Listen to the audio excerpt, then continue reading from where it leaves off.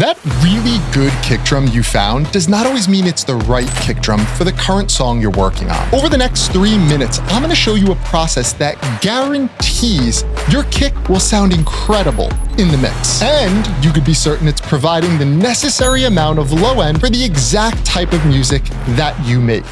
So I'm lying in bed one night and I roll over and I look my sweetheart in the eyes and I say, baby, what makes a good kick drum? And you know what Moose said to me? Listen here, human. A good kick drum has to have bark and bite. No, wait a second. He's actually correct. A good kick drum should not only sound great in context of the mix with everything else playing around it, but it also needs that bite, which is going to provide enough low end necessary for a bigger system. Think club or car. The big mistake many of us make, we just pick a good kick at the beginning and then assume it's still going to be the right one all the way at the end. But I would bet if you take 3 minutes to try this technique I am about to show you, you're going to find a kick that not only sounds better, but it also provides the necessary low end for your exact style of music that you're making. Here's how to do it. Step 1, we need to find kicks that pass the ear test. You're going to start with a sampler of your choice. Being that I'm in Ableton, I like to use the drum rack for this. I'm going to drop a bunch of kick samples in here, and this maps each one to a different piano key in my MIDI clip. Then I'm going to program my kick drum pattern. Notice I'm not going to listen to them in solo mode on their own. They all sound great on their own. I need to find the ones that sound great in my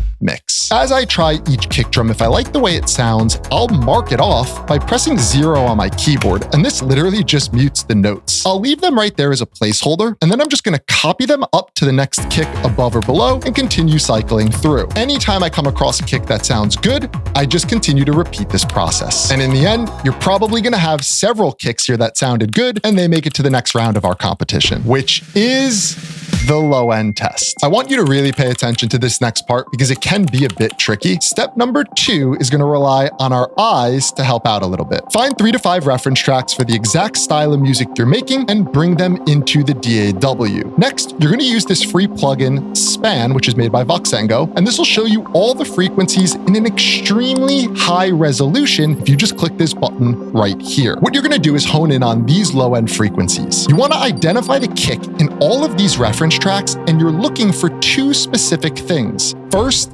how loud is it? I can move my mouse over the kick drum's peak here, and it will tell me exactly how loud that kick is. Keep in mind, this is a master track, but we still want to know what this number is. The next thing I want to understand is the shape of this kick. The more you do this, you're going to start to notice kicks will typically take one of these 3 shapes. First, you have your longer kick drums, which look very pointy. They have a very defined and loud fundamental frequency. The second type will be these round bottom or flat bottom looking kicks. These are shorter kick drums in terms of their actual length and tail. Finally, you'll come across kicks that look like a hybrid of these 2 examples. Understanding this is helpful because it's basically telling you the length of kick used in those reference songs. Let's say you have 5 reference tracks and they're all using that shorter, flat, round bottom looking kick, but you then look at your kick and it's this super long, fundamental, peaky looking kick.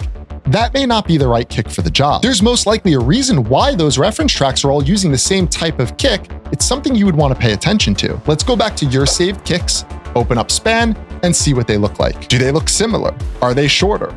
Longer? I also want to just make this clear, it's not a perfect science. You might even be realizing that. This is more about us just collecting data from songs we know that worked, they sound well, and using that data to make an educated decision in our own mix. Here's a little bonus tip that I typically do at this stage as well. I like to check and see how loud my kicks will be when mastered by running them up through a limiter. In most cases, your kick is going to be hitting right at that 0 dB threshold when mastered, so let's simulate this. Start by bringing your kick right up to that 0 decibel threshold, but not above. Now take a look on Span. What are those low end levels showing you? This is going to be pretty damn close to where your kick would fall at the end of a master chain. Once again, let's compare. Is your kick's level close to the reference tracks? Or can you find one of the reference tracks where their level is very similar to your kick's level? The more of these things that can match and line up, typically the better that kick is going to be. So once you finish testing all your kicks, turn off the limiter. You don't need to work with it on. Get up and do a little dance because you just found a pretty damn good kick that not only sounds good in the mix, but it feels really good too. Unless your bass line now is everything up and getting in the way. Which leads me to the next problem we can solve. Tap the video on screen right now, and I'm gonna help you get that bass line working with the incredible kick you just chose. If you're also ever interested in working directly with us at Cosmic, there is a comment pinned in this video where you can apply to the program and work one-on-one with us. I'll see you in the next video.